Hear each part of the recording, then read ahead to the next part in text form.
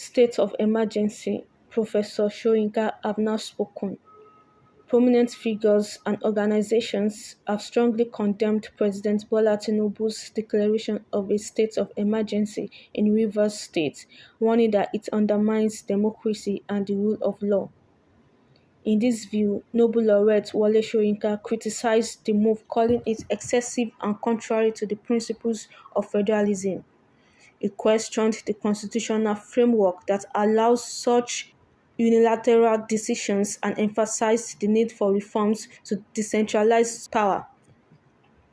Soyinka reiterates his call for a national conference to draft a truly representative constitution that reflects Nigeria's pluralistic society. First, that I was surprised at the ease with which this emergency law, that step, was applauded and passed.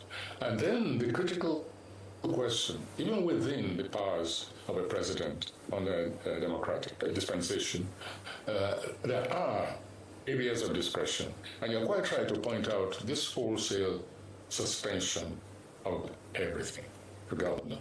I think that's an over excessive response within the rights and the powers. We're assuming now, let's say that the president is constitutionally right, but within his powers, there are also areas of discretion.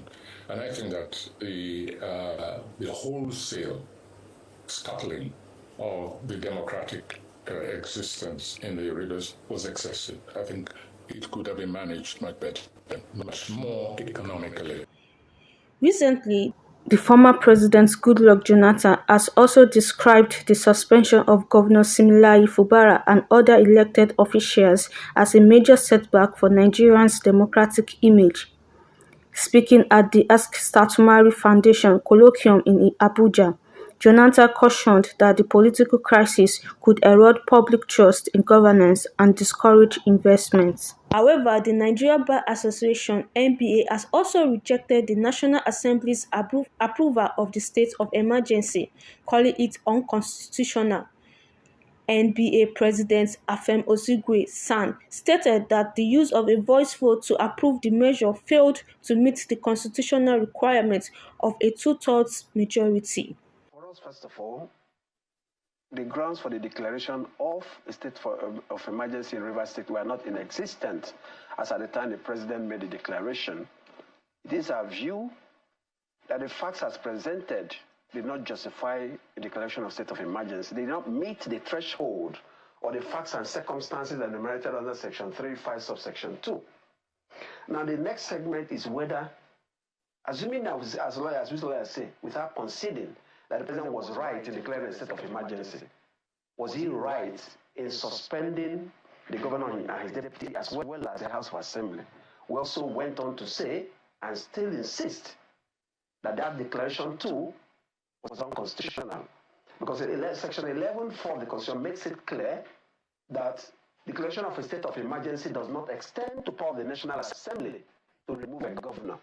Now, if you know that under Section 305 subsection 5, the declaration by the president does not really become law until it is ratified by a resolution of the National Assembly. So you understand in what context Section 11(4) of the Constitution says that provided that the National Assembly does not have the power to remove the governor and his deputy. Meanwhile, the Socio-Economic Rights and Accountability Project (SERAP) has filed a lawsuit against President Tinubu, arguing that suspending elected officials violates the Nigerian Constitution and international legal obligations. SERAP insists that such actions threaten democratic principles and the people's right to participate in governance. In response, governors of the People's Democratic Party (PDP) have directed their Attorney General to challenge the declaration in court. They urge that Section 305 of the Constitution requires judicial interpretation and reaffirmed their commitment to defending democracy and the rule of law.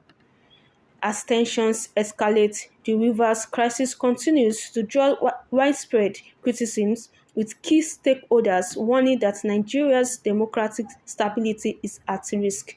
Kendi Oni, Rulers World Television News.